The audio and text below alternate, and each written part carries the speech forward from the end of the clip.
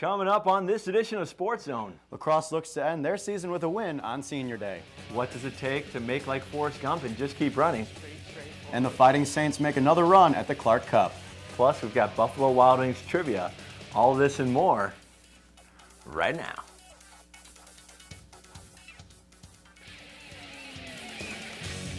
Welcome to Sports Zone. He's Aiden Wojciechowski. I'm Jim Ralph, and may the 4th be with you. Oh, what, Jim? So jealous, man. Big Star Wars fan. You don't have one? I must not have got the memo, I guess. Oh, well, I guess I'll put mine away. I don't want to make you jealous now.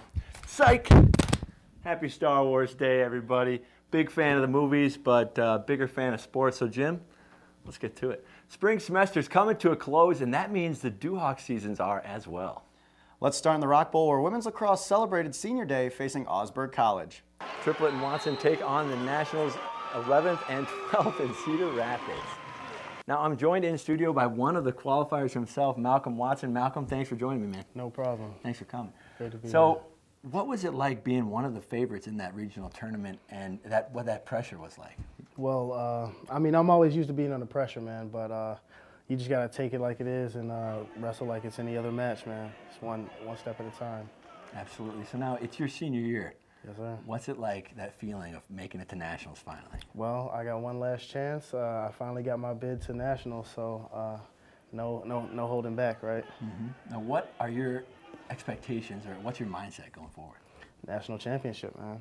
It's the only way you can think. Absolutely, absolutely. So what's it like going with your sidekick, Michael Triplet, to Nationals as a pair? Well, man, it's great to have somebody with you. I was hoping to have more of my teammates with me, but they'll all be with me whether they're there with me or in spirit. So it's good to have Trip with me.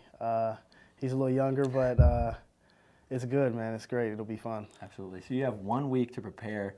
I'm sure the nerves are getting there. What's that feeling like this week? Well, we've been doing 2-a-days, man. I'm just working hard. I'm a little light with my weight, so I'm able to eat a little more. So that's good, but I'm just working, man. Just working hard. Now, I'm not much of a wrestler, but I'm pretty good at thumb wrestling. What do you say? You want to thumb wrestle? I'll thumb wrestle. Ready? Yeah. Go.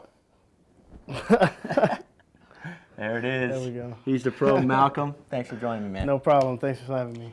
Now, Malcolm felt that big moment pressure right there during our thumb wrestle, and I suppose he felt it this past weekend, too. I took a look at the feelings when elimination is on the line. On this edition of Sports Zone, Going to be winners. I guarantee that. hear from the newest Duhawk coach, Chris Martin. Do our athletes pay attention to what they are eating? We'll see what the coaches have to say. And we have highlights of the Crosstown Showdowns, and don't forget about that Buffalo Wild Wings trivia. Sports Zone starts right now. Hello and welcome to Sports Zone. I'm Jim Ralph alongside Aiden Wojciechowski. Baseball and softball were in action against the University of Dubuque Spartans, but before we get you to that, let's introduce you to the newest Duhawk.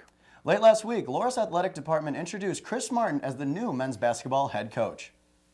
Martin comes to Loras from Elmhurst College, where he graduated as a Blue Jay in 2005 and continued his playing career in Germany for 3 years. After his playing career ended, he spent 1 year as a coach in Germany before coming back to Elmhurst as an assistant for the past 5 years. Making the decision to move to Loras was easy for Martin. It was just a place where I felt like I could call home for a long time. I know going through the process as an assistant coach, you always want to be a head coach. But Elmhurst treated me really well. It was a great place. But my next step was going to go to some place that felt like home. My next step was going to be someplace I could be at for a long time. And Loras checked off all the criteria of what I was looking for, what my family was looking for. As for the team, he's taking over a 10-15 campaign last year with a 13-13 record this year and a first-round conference tournament home loss.